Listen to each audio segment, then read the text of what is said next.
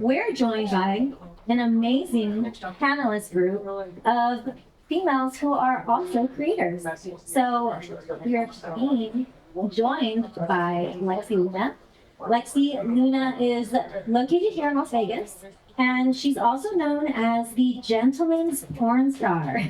She's nominated for the Best Leading Actress for the 2026 AVN Awards, and she has more than 530 performing credits. She's also into gardening. She likes building jigsaw puzzles, and she also constructs miniature house models. We also have joining us Destiny Mira. She is from New Orleans native here. Destiny has had a rapid rise in the adult industry, and she is also a musically inclined performer. She knows how to play several different instruments, and I'm pretty sure that your flute playing skills have probably helped you in this industry. She also has worked with a lot of the top talent in our industry, and over the years, Destiny has built a very big, strong understanding of what makes collaborations work. We also have the gorgeous Jessie Pony, and I can tell the audience that yes, it is like the genuine lyric. And she has a passion for porn. She is looking actually to expand her brand into her own platform so that she's able to execute her own ideas. She's a professional porn star, and she's currently nominated for the Best Anal Sex Scene for the 2026 AVN Awards. So, can we give it up for the panelists, everyone? Woo! All of our panelists have been either nominated or won awards, and they have plenty of experience whenever it comes to collaboration. So, if you have any questions during the seminar at all, jot them down, remember them, because you'll be able to ask any of the panelists for the end of our discussion. We're going to talk about collaboration with other creators, building with brands, working with brands, and also creativity and personal branding. So, y'all ready to get into it? Yeah. Woo!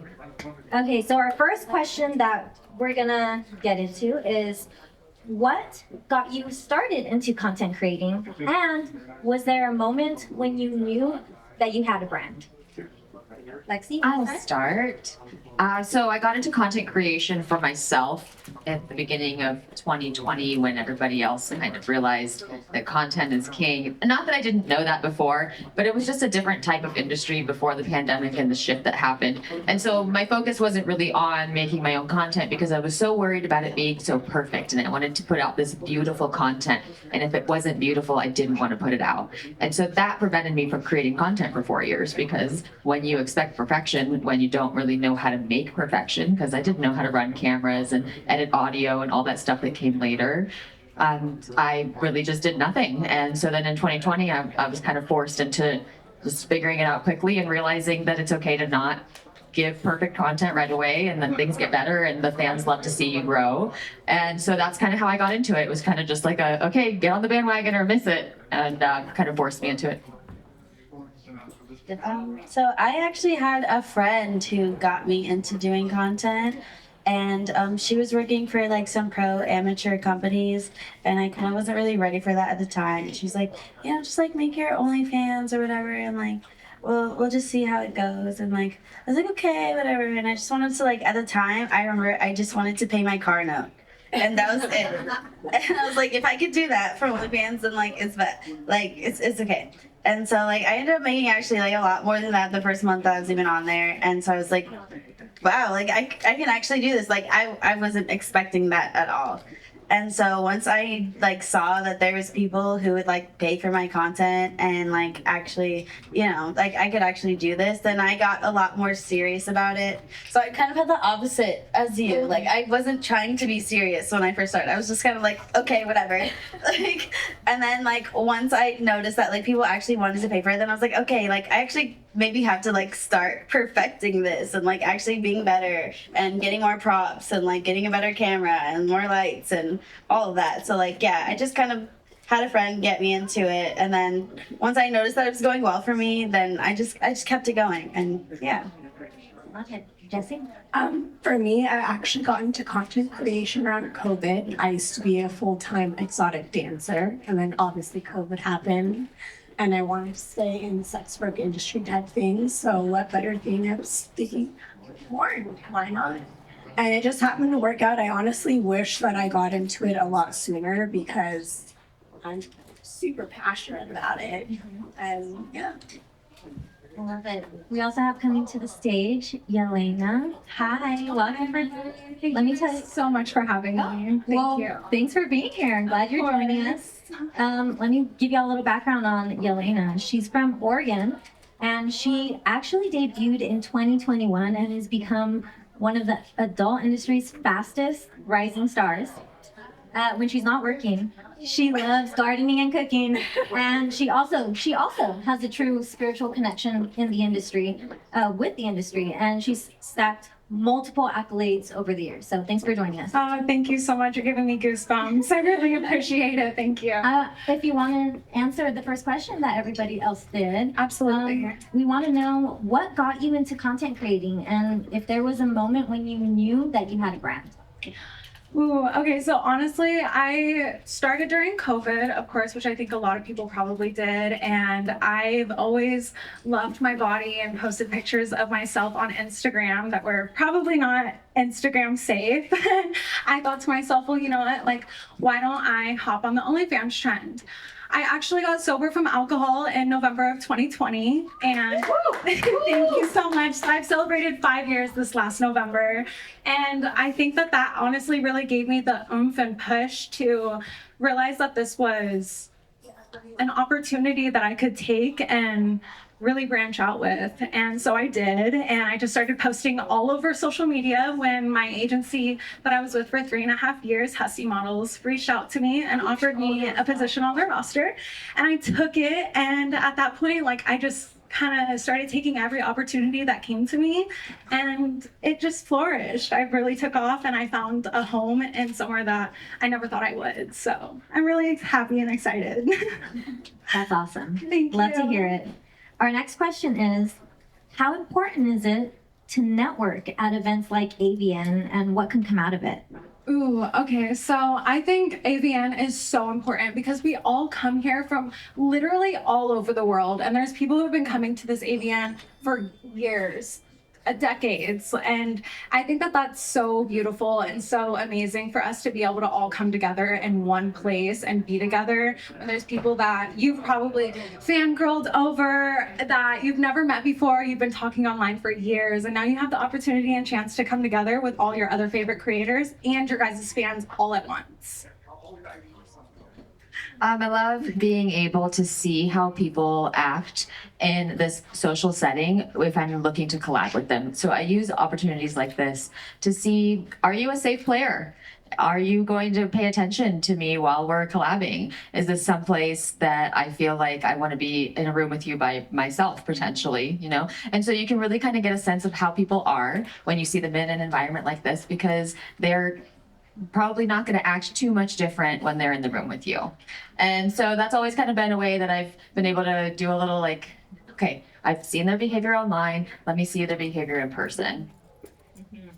And I agree with that because I often, especially now that like I've had a few years to like establish myself in the industry, I typically don't really collab with people that I haven't met in person, because establishing that like first connection and like really knowing how you are in person, because it can be a lot different than when we're texting and like DMing on social media, and then I meet you in person for the first time. That can be like two completely different situations. So I love coming to events like this and actually getting to meet everyone in person and shake hands, smile on your face, and like get your like vibe of what's going on. And then that can really help me to like decide, do I want to collab with this person? Is this someone that I want to like network with in other ways? Like you do social media, say for work stuff with, but like, yeah, it all depends on like the kind of vibe I get from you when I meet you. So I love coming to stuff like this.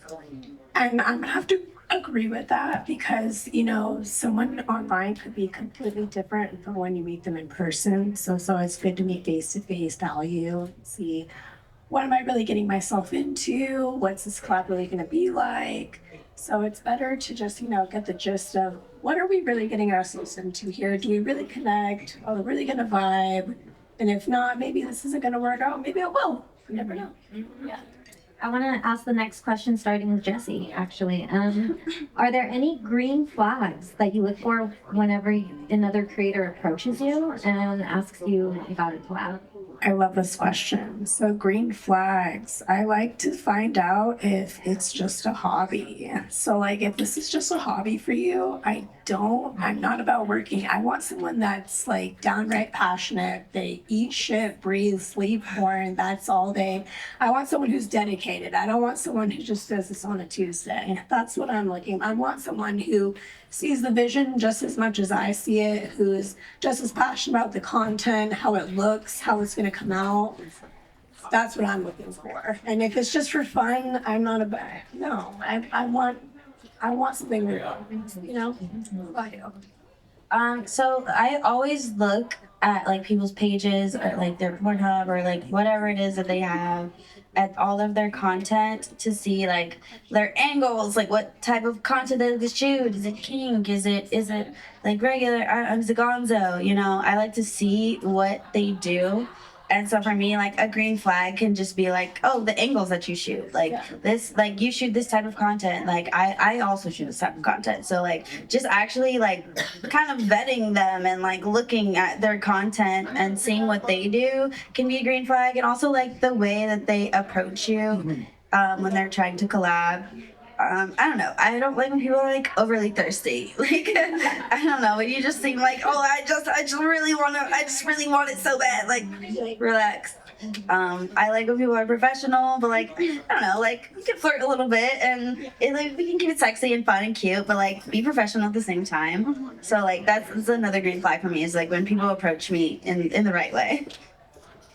My green flag is somebody who is patient. My schedule is very busy, and sometimes I can't collab with you until 3 months from now. And you know, I know that also feels like maybe that person will flake because it's, you know, like out of sight, out of mind kind of thing. But when you're approaching somebody who has a busy schedule, being able to be like, okay, we can put something in the books and check in and see, you know, if there is a day that pops up that happens to be available, we can move it sooner. But just being comfortable with, you know, booking several months in advance just is a green flag for me because they're like, they're worth the wait and willing to wait to do a great collab versus trying to fit something into like a half day. I honestly, you girls have given such great examples. I have to agree with every single one of them. Most definitely, I also feel the same way. But I think another green flag for me would, when we throw in being on set with somebody, is really nice because it gives the opportunity to be in a professional setting with someone and kind of see how they act and how they perform with when you probably haven't ever met them before or ever even worked with them before. You can see how they actually act on camera and with you, with other people around, and if you're comfortable enough to even be with them in a closed setting, depending on how people shoot. A lot of people shoot just setting up a tripod and doing certain angles and stuff, so I think that that's another thing to look into and see if how they shoot is your style also. And then I would like to throw in paperwork. Like not contracts, but like paperwork. Being able to get IDs and release forms from people is a very big, important thing that you need and have to have. And a lot of people, I will admit, kind of look at this like it's a hobby, and it's not a hobby at all. Like we literally sign paperwork, swap IDs. Some people even do in and out videos. It's very serious. And so if you're not legit and not sending over IDs or talking about paperwork with me, then you're not as serious as what you're saying that you are, and it's not something that I'm interested in. And testing. And testing, that is a huge thing. Let's throw that in there too. Joining us on the stage is actually Chloe Amour. Hi. Thank you for joining us. Me and Violet Brandani. And Violet. Hi. Let me talk a little bit about them before I ask y'all a question. I hope y'all join in. Chloe Amour is from San Antonio, another fellow Texan girl. And she's actually been on a 5-year hiatus, guys. She has over 700 credits to her name, and she's worked with many of the top talent in the industry. She's also part of the AVN 2026 ad campaign, so you will be seeing her, if you have not already, throughout the entire casino. And we also have Violet Brandani. Yes. She's here with us, and she is another fellow Texan. Yeah. I am another fellow. Another fellow Texan, y'all. You better fucking hop. She knows all about content housing, and she actually owns over $100,000 worth of a professional baseball card collection. Amazing. She has actually built her brand collaborating alongside a top industry management, and she's a major internet personality with her live cam. So, Chloe, we would love to know, are there any green flags you look for whenever it comes to another creator approaching you asking for a collab? Yes, I was hearing a lot of the models' answers, which are valid and very, very good. For me, to add on to that, energetically, just kind of like vibing with the person too, because you know how you mentioned like getting that chance to meet somebody on set before doing collab, like definitely makes it easier. But if you're doing a collab with somebody kind of just like based off referral and never met them before, it's like, yeah, I think sometimes if they've never done mainstream scenes, they kind of treat it a little differently, like maybe not as professional. Because like for me, hopefully this isn't TMI, I'm sure y'all beat it out, but like if I'm showing up to a collab, like that dick needs to be hard when I pull down, your pants. Like that kind of lets me know, like, oh, you're new to this, like, yeah. Because y'all made so many good points. Like, yes, the paperwork. Yes, I as well. Like, I don't live in LA anymore. I live in Vegas, so I'm not always available. I have, since my return, made all of my proceeds with companies a priority, and everything has come full circle, which thank you, AVN, I appreciate it so much. And so yeah, like scheduling and yes, the testing, that is how you know somebody is serious too, is they will immediately send the tests and they will immediately start sending like paperwork, so you're prepared. And then also the quality of content too, I've kind of learned that I as well need to start setting up like BTS cameras, just because there have been some times where even if they've hired a videographer, sometimes they lose content. And that's very frustrating because then you completely wasted your time and your energy. And that happened to me recently, and I'm not gonna say no, because I love them, but it wasn't their fault. It was the videographer's disorganization. So that was a bummer. Gosh, my mind's just kind of like, I have a lot of energy going on in my head, thinking about different things, because I was going to say something else too. If we can always add to it, because y'all all said things that I agree with. So I feel like it's already kind of been said. But I will be honest, because the proceeds have been a priority for me, I am behind on my collaborations, which is something that I am going to work on this year. And I do kind of come from the old school side. Yes, I was still in the business when OnlyFans had just started, but it wasn't blown up yet. And then it blew up during my hiatus. So now it's like, oh my God, there's all these new people, like, okay, like, they come from this OF world. So, because before you used to be able to give a verbal agreement. It's like, yes, we're both agreeing to have sex on camera, and yes, it's a fair trade and nothing like shady, things like that. So, yeah, and then sometimes I've noticed there's some collaborators that are a little greedy.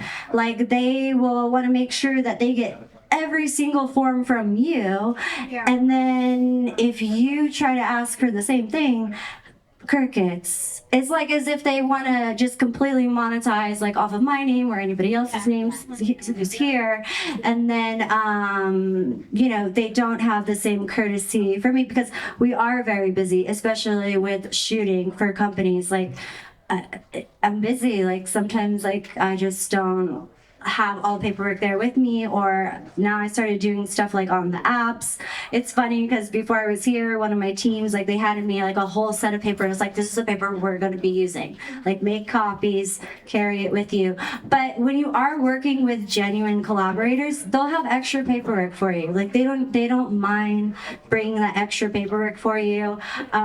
Also just having like just really good communication as well. That's how you can tell, like, and building that trust. You do have to be able to build trust with the people that you're working with, because I've had all kinds of experiences and I haven't been collabing as crazy as you know, a lot of people have because of my break. So yeah, it's like an energy thing for me, because if you get along with them really well, then you're gonna want to continue to shoot with them and shoot different scenes. But it's also just a respect and a trust thing too, because I've noticed that sometimes when they don't do mainstream, they will try to take advantage of us and post it all over the place so they can make more money. And I'm like, hey, yo, like I'm in that too. Like, can you sign my paperwork too? Like I was on set all day. Like I'm still waiting for the signatures, you know. But you live and you learn, and you have a lot of experiences, and so I just gotta keep it moving. I don't want to hog up the time. I like the your voice is Yes, tell us yours. Oh yeah. Okay. I'm all about communication too and transparency, because when I first got in the industry, I was very much a people pleaser, and I was like, yes, I'll do whatever, even if I wasn't really that comfortable with it. So I think my advice would be make sure you're just totally transparent and an open book about what you're comfortable with. If you're not sure what you're comfortable with, let them know, and that you're curious, or you know, you're willing to do this, but don't be afraid to set your boundaries and everything from the beginning. I did take like a year off of collabing with girls a couple years ago because I was like, okay, I'm not feeling like this is making me happy, you know, and I always want to enjoy my work and everything, but it just kind of felt like, okay, we're going in this room and I just met you and we're gonna eat pussy, you know. And I really like to host collab houses and just do socials. If the girls want to go in a room and get crazy, they can, but I think collab houses and saying we're doing socials, nothing more, is a great time to touch base with other creators and get to know them, get to know how they work. And when you're in a group of people, you can kind of see like who's not really taking it seriously, and then who is like, okay, we're gonna do this and this and this, and I have all these ideas. So if you're also going into a collab, I would say bring your ideas, or else you're gonna be thrown into whatever everyone else is doing if it doesn't match, even if it doesn't match your brand or your vibe. So come in with your energy and your ideas, and just be ready to be productive, and transparent. We're all nervous at these collabs, and that's one thing I always thought I'm the only one that's like shaking and nervous, but now I'm like, okay, I feel you, girl. Like I'm the same way. So I try to just, if we mess up, we laugh about it and like disarm each other, because it just makes us all more comfortable, and I like building friendships out of it, so I can come back and fuck you more. And like, you know, It just gets better and better after that. Yes, Like the once you find your people, and then you can kind of like group your people together, it just makes everything better. for sure. There's so many girls that I'm like, okay, I love doing this certain video with you, and then other girls are so great to go live with. So it's really cool to get those little posses together, you know? I love to hear it. It really is a learning experience for everybody, y'all. So it kind of lead me into my next question. How do you set any expectations around that could be content usage, like y'all were talking about, money and promotion before, during, after collaborations? I'll start. Let's just start. Let's go deep. So my number one rule is that I do not do like content for content collabs with men. I pay all of my male talent because I want to control that content 100% of the time. I'm not interested in finding my content on Pornhub a couple of years later when that guy has decided to dump everything on Pornhub. I just don't trust the men in the industry to not do that. I've seen it happen time and time again where they've disrespected the rules of a collab.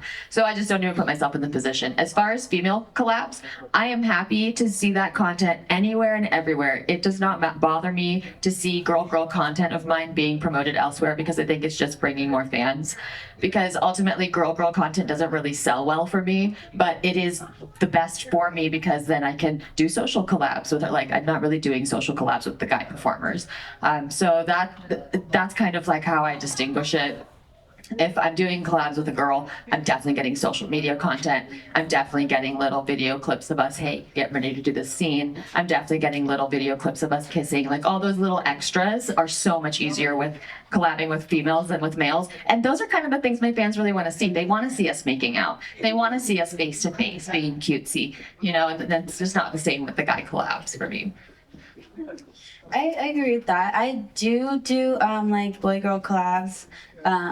But you have to have your own platform. You have to have your own, like, you have to have references. I'm not gonna just be your first collab that you ever did. Like, that's not gonna happen. So I like to look at people's social media ahead of time, see what they have going on, decide if I even want to, like, if it's even gonna be valuable for me to, like, do this collab, or do I want them to pay me, or, like, how's this gonna work? Like you said, I feel like girl collabs are a little bit easier in the sense that we can do more. We could usually do TikToks and Instagram reels and all this extra stuff that is maybe a little bit harder to do with boy girl collabs, because like when that's going on, you kind of just want to like get into it and like go, because like they have to get hard and they have to do all this stuff, and like we're just here, like we could just bump pussies and it's fine, like you know, so You could film more TikToks after. right, exactly. So you know, it's definitely different. I do agree with that, but definitely just knowing what people do, because also some like girls only really do like safe for work. They do TikToks, they do reels. They don't necessarily do like hardcore content like I do. So like if I did want to do something with them, I just like that and like do the little TikToks and reels, and those are beneficial to me as well. But like you just also have to like look at their platform and see like, is this going to be beneficial to me? And yeah. Yeah, almost definitely. I absolutely agree with that. I check out everyone, like, I will stalk everything before I shoot with anyone. And a lot of the time, I will be completely honest, I'm super picky about who I do shoot with, because I've heard crazy stories before, and I don't want to put myself in that position. I try really hard. I'm very shy, and I'm shy too. I'm not as much of a people pleaser as what I used to be, but I used to be really bad, and I'm trying to grow out of that, and going on to set and having like the TikTok ideas already in mind, even if you're shy or, you know, uncomfortable or whatever, you don't want to make them do like too much, like, they're good for your brand, so you have to do it, and they'll do well. So most definitely keep to your word. Don't like shun yourself down for anybody, especially when that comes to a content collaboration, because it's a collab for a reason, and you guys should both be growing off of each other, and that's why you came to come together. It's for you guys to be able to find beneficial or benefits from the both of you guys. And if you're going into that doing everything that they want you to do, and you're not getting any of the content or paperwork or anything that you wanted to do, then you're not going to be happy. Like Violet said, you're just going to be sad and wondering like why you're doing this or something. And you don't want to feel that way. Like, we're being in the most intimate parts of ourselves with people that maybe we've never met before. So most definitely keep to your word. Don't shun yourself down, because I promise you'll be so happy that you didn't. Jessie, do you want to go first? Well, I have like back to like what I said. Back to the hobby. Like, if I notice someone is doing this straight up for a hobby, then I have no interest, and I'd rather grow in as a creator with someone who's actually passionate about it and actually wants to do what the content, you know. Yeah.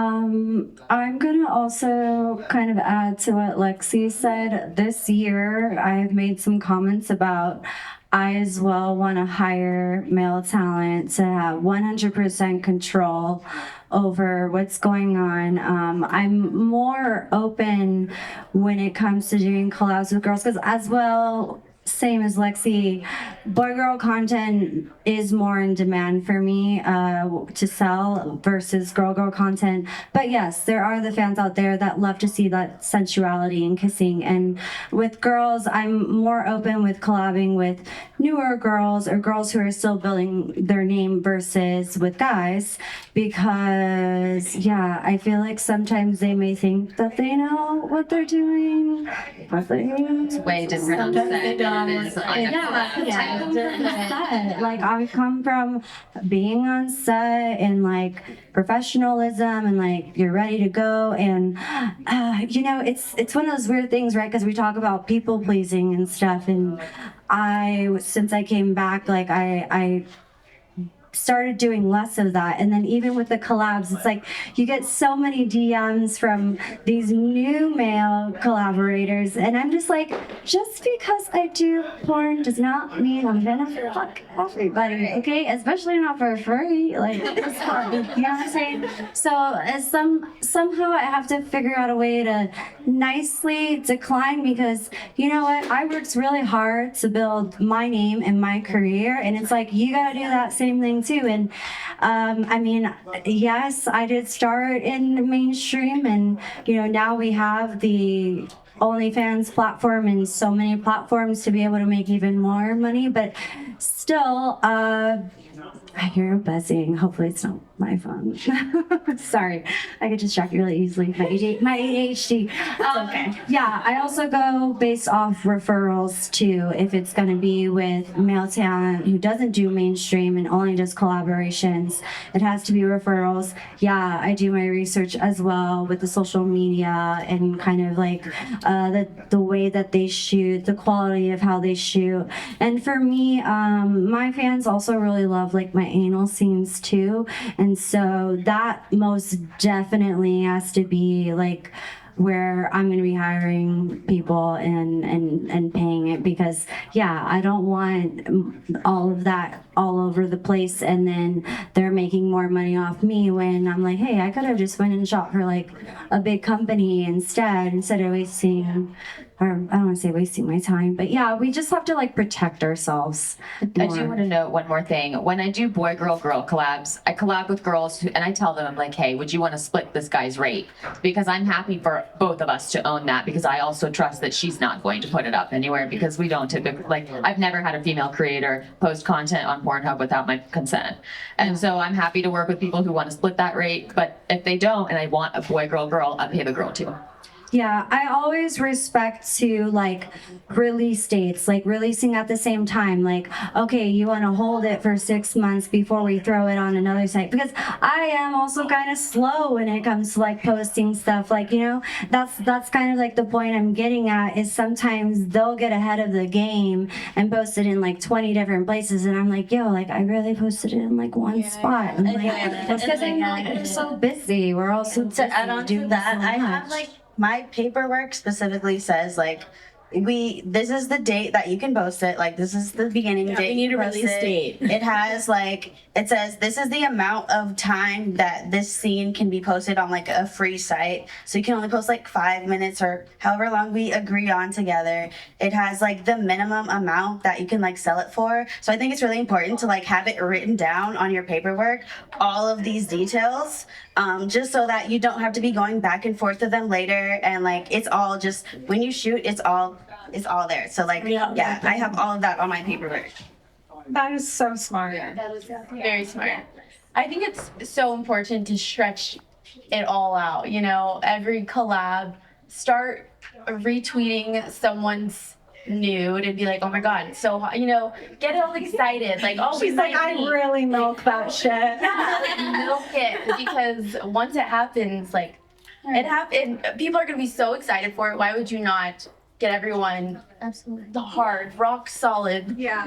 first, and then they're just ready. They can't wait to buy it. And And then you also know that your fans are wanting that content. So it's like they want to see you with that person versus you just maybe thinking that someone's hot or whatever and you want to shoot with them, but then you do and your fans don't even want to see you with that person. So most definitely it's nice to do that because yeah, they love can it see. whenever they're like, oh, it's your best friend and you're hanging out with her and y'all got a little crazy, and it looks very natural, and that feels great to me. So it's like a win-win. Amazing answers. Following up with that, what about whenever you're working with or collaborating with other brands, small or big? Who wants to take that question? Like mainstream Brands. It could be a brand that, I don't know, I see some girls that will post like they do things with male enhancement stuff. They do toy giveaways with other brands. It can, I guess, fall into the creativity, right? How does the process go with like y'all choosing what kind of brand you want to work with and how that goes? I think it's more of something that, does it fit your personality? Do you actually want to promote it? Do you believe in it? Because if you don't, why are you know? Right. And on top of that, I feel like it should be like mutually beneficial.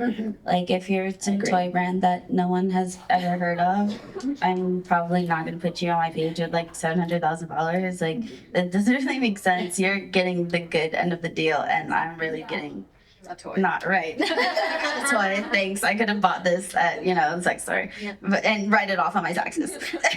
I didn't need that. Some of y'all work with like some major brands, like ones that are like, people dream of working with. Like how does it go with those? The ones you actually want to do?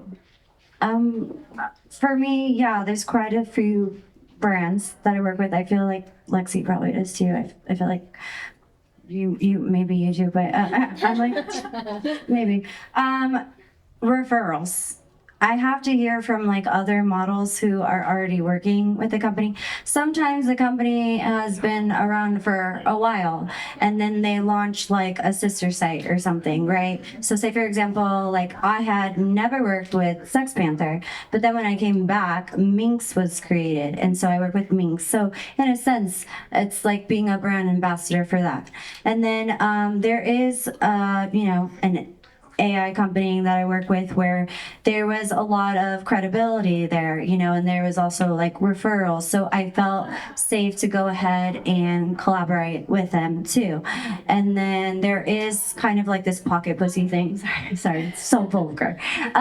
Where I am being referred to the company through talent that didn't come in yesterday, and so it has to be referrals or they have to have at least been around for a while, in order for me to consider it, because I'm not just gonna like you said, be promoting and then doing all this work and then make like pennies. I'm always super, super, super careful which brands I send my fans to because I've built a very loyal fan base. I have not too many fans, but I have some really good people that I do not want to screw over. So if it's a brand that's coming to me and it's like, yeah, I could make $5,000 doing this, but is that really worth it in the long run when all my fans are like, oh, she's just taking any brand collab deal that she can get just to get the money? And like for me and my brand, it's not. Some people do the pump and dump, and that's just not my thing. So you just really have to be careful with your audience because they are the reason that you exist. And if you take it for granted, they will leave you. No, definitely. I agree with that. And not even just your audience. You kind of just have to be true to yourself. If there's ever like a site that you don't want to be on or anything you don't want to do, you absolutely should not do it because it will be out there forever. And you're always going to be reminded of it. And like, just if you ever even get a bad feeling, just don't do it. Just always like, if you have like in your mind what your brand is, just stick with your brand and stick with what you want to do, and don't feel like you need to be pressured into doing anything else. Like, I don't know, I've been doing porn for like 7 years. I've never done anal. People ask me to do it like every day, every single day. I've never done it. And I'm doing fine. I'm here at the panel with all these amazing women. Like, just don't ever do anything that you do not want to do. Yeah, the voices so on the important. internet can get a little loud telling you what to do, but Yeah, Stay true to that- yourself. Yes, stay true to yourself, and also remember, like, your name will be tied to that forever. Right, And yeah. Your name holds meaning. So when you connect your name with another company or another brand or whatever, then you're now a part of that, and they're a part of you. So it's like you're bouncing off of each other, and that goes for collabs also. If I see them two collab together and I'm good friends with her, then I'm gonna automatically kind of assume that she's a good collab. You know, so it's kind of like people see what you're doing in life, and when they see that you're with that company, then they're automatically going to assume or think that that's a good brand. So always make sure that you're marketing yourself in a way that you want to be seen, because that is going to be on the internet or in people's lives and minds forever. Perception is reality. That's I answered first. So All ready for the next question? Yes. We're gonna wrap it up with this last question, okay? So we gotta know, do you have any funny moments, any awkward moments, anything that's happened between or during a collab? Yo, Jesse wants to start. Go ahead. I actually did this collab. He's here in the crowd right here. Do you shout him out? Oh my god. We gotta hear the story first. Okay, so these are my friends, and I did this collab one time, and I actually farted super loud during the collab. It was so embarrassing, but he was totally like, "No, it's cool. Like, it's fine. Like, it's cool." But I was so new to the industry too. Like, I don't even think I had shot a porn scene yet. This was just right. It was just a collab. And I was just like, I'm so embarrassed. I'm so sorry. But now that I'm in porn, like, that's the least thing you're like, so Sometimes like that. That's what I was thinking that. yeah, so that's my crazy story. What about you guys? I would probably say one time I was shooting a scene in a hot tub, and the guy, it was like a foursome, and there's one guy, and he like picked one of the girls up, and he like dropped her, and like we had to like completely stop the scene, and we are like, whoa, oh my god, like what just happened? Like he just dropped her in the hot tub. She was okay, thank God. Like, oh my god, I've never like had to just like stop and be like, oh my god, like yeah, that was crazy. So I was doing some customs, and we were trying to figure out a way to make fake cum. Very early in my career, like a few months in.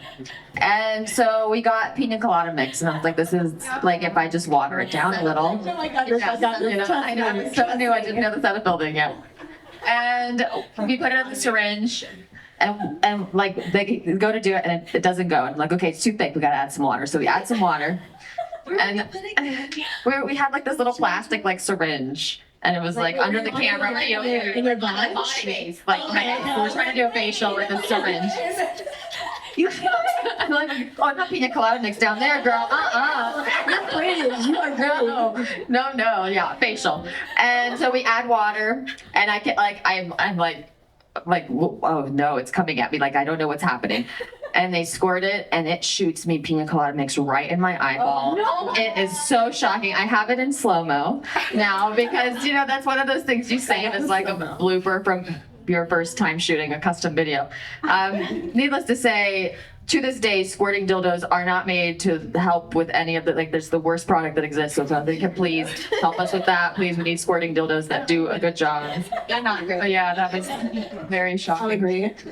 I'll be completely honest. Off the top of my head, I don't have any insane or crazy funny stories, but there's been some fun times on set. I have a really great time all the time. I'll add to like the cum shot thing the other day. So I needed a dildo that, you know, squirts for me or whatever, and I forgot the fake lube, and so I took my lotion bottle and I just squirted it on my face, acting like he was coming above me. So I did that like 2 nights ago here. 2 nights ago. Coming to our OnlyFans soon. Yeah, it's there. So yeah, that was that.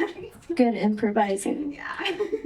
The piña colada mix, I've had to do that for like fake swallows. Yeah. Yeah, I know. It tastes so good though. It tastes so good.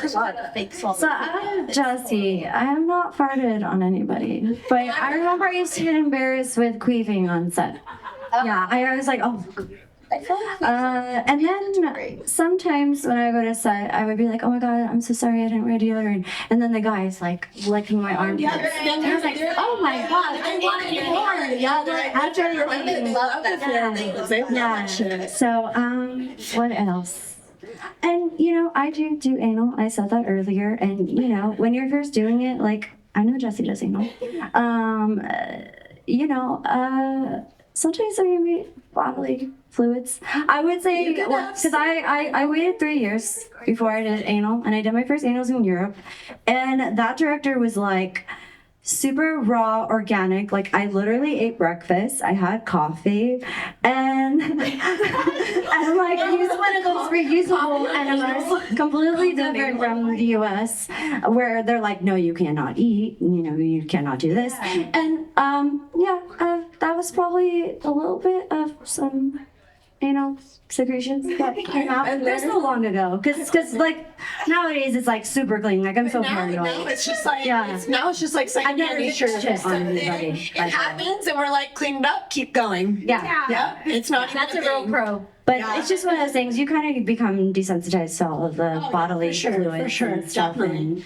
and the noises stuff makes, especially if you're in doggy, you might queef. Yes, no, most definitely. That's like, you get used to kind of like all the things that maybe you thought you'd be embarrassed about, or that's normally embarrassing. Being on set, you realize how comfortable you can be around people, and that's really nice. Yeah, I feel like nothing at this point can scare me. I've seen it all. I've done it all. I've smelt it all. I've tasted it all.